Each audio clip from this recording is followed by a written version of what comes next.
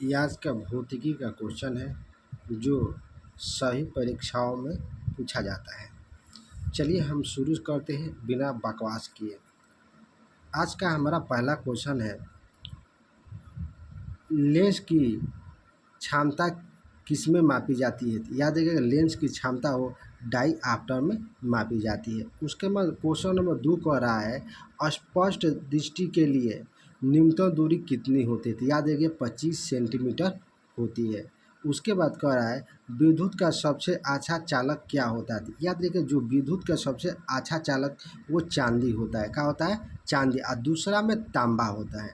उसके बाद कह रहा है, रुधिर वर्ग की खोज किसने की थी? याद है, कार्ल लैंडस्टीनर ने किया था। रुधिर वर्ग का खोज किया था। ऐसे साइंस से रिलेटेड देखने के लिए हमारे चैनल को सब्सक्राइब करें। चलिए शुरू करते हैं। रक्त का पीएच मान कितना होता है? याद रखिएगा 7.4 होता है। क्वेश्चन नंबर 6 का रहा है, मानव शरीर का रक्त बैंक किसे कहा जाता है? याद रखिएगा किसे कहा जाता है? प्लीहा को कहा जाता है। उसका क्वेश्चन नंबर 7 कह रहा है, डेसिबल किससे मापने के लिए प्रयोग में लाया जाता है? याद रखिए, डेसिबल से वातावरण में ध्वनि को मापा जाता है। क्या नापा जाता है? वातावरण में ध्वनि को मापा जाता है। एम्पियर क्या मापने की इकाई है? याद रखिए, जो एम्पियर होता है करंट मापने की इकाई होती है। ठीक। उसका यंग प्रतिस्थापन गुणांक का एसआई मात्रक क्या है? याद रखिएगा, क्वेश्चन नंबर 9 कह रहा है कि यंग प्रतिस्थापन गुणांक का एसआई मात्रक क्या है? तो याद न्यूटन वर्ग मीटर होता है। क्या होता है? न्यूटन वर्ग मीटर होता है। क्वेश्चन नंबर 10 कह रहा है, मात्रकों की अंतर्राष्ट्रीय पद्धति कब लागू होता है? याद रखिएगा, क्वेश्चन नंबर 10 कह रहा है कि मात्रकों का अंतर्राष्ट्रीय पद्धति कब लागू होता है? याद रखिएगा 1971 में लागू हुआ था।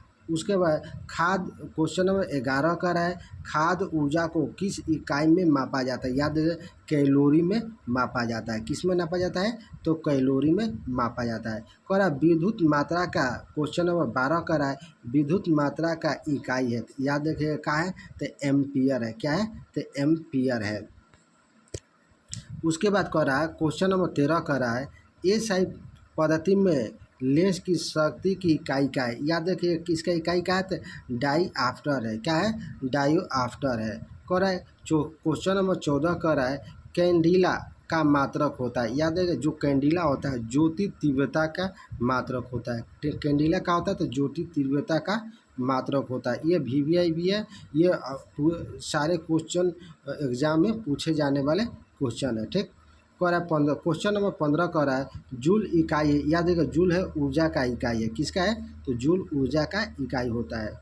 क्वेश्चन नंबर 16 का ल्यूमेन किसका मात्रक होता है? याद रखिएगा लूमेन होता है वो ज्योति फ्लक्स का मात्रक होता है। किसका मात्रक होता है? तो ज्योति फ्लक्स का मात्रक होता है। क्वेश्चन नंबर 17 कह रहा है क्यूरी किसकी इकाई का नाम है? याद है क्यूरी किसकी इकाई का नाम है? डायोएक्टिव धार्मिकता का नाम है।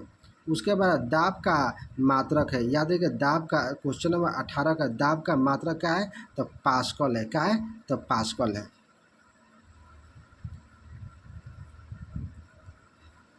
क्वेश्चन नंबर,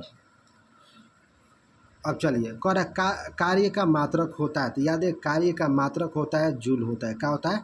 जूल होता है। क्वेश्चन नंबर 19 कह रहा है प्रकाश वर्ष की इकाई होती है। याद रखिएगा जो प्रकाश वर्ष की इकाई क्या होती है? तो याद रखिएगा दूरी की होती है। किसकी होती है? तो दूरी की होती है। उसके बाद कह रहा है क्वेश्चन नंबर 20 कह रहा है जड़त्व का माप क्या होता है? याद रखिएगा जड़त्व का माप क्या होता है? द्रव्यमान होता है। क्या होता है?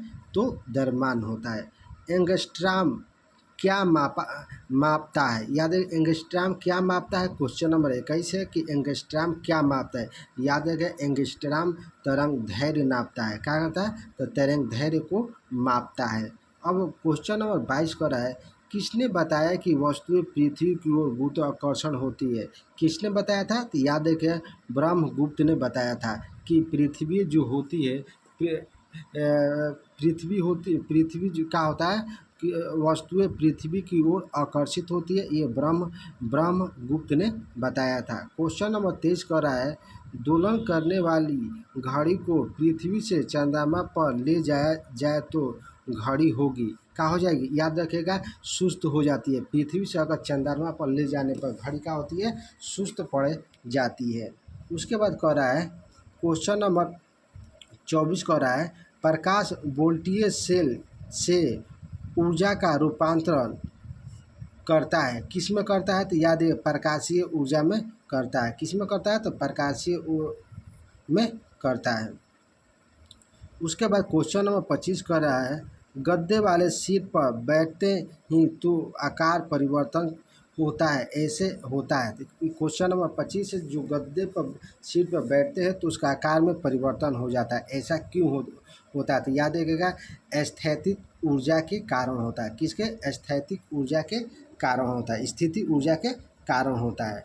और क्वेश्चन नंबर 26 कह रहा है, उत्प्लावन बल से संबंधित वैज्ञानिक है। तो याद है, कौन है उत्प्लावन बल से संबंधित?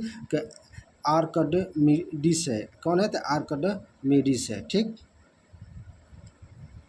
अब क्वेश्चन नंबर कह रहा है 27 कह रहा है कि जल पृष्ठ पर लोहे के टुकड़े के न तैरने का कारण क्या होता है? क्या होता है? तो जल का भार लोहे से कम होता है। याद रखिएगा, जो जल का भार होता है लोहे से कम होता है। वेग, सवेग, अकोणीय वेग किसकी राशि है? तो याद रखिएगा, सदिश राशि है। कैसी राशि है? तो यह सदिश राशि है। ऐसी वीडियो साइंस से संबंधित देखने के लिए हमारे चैनल को सब्सक्राइब करें। धन्यवाद।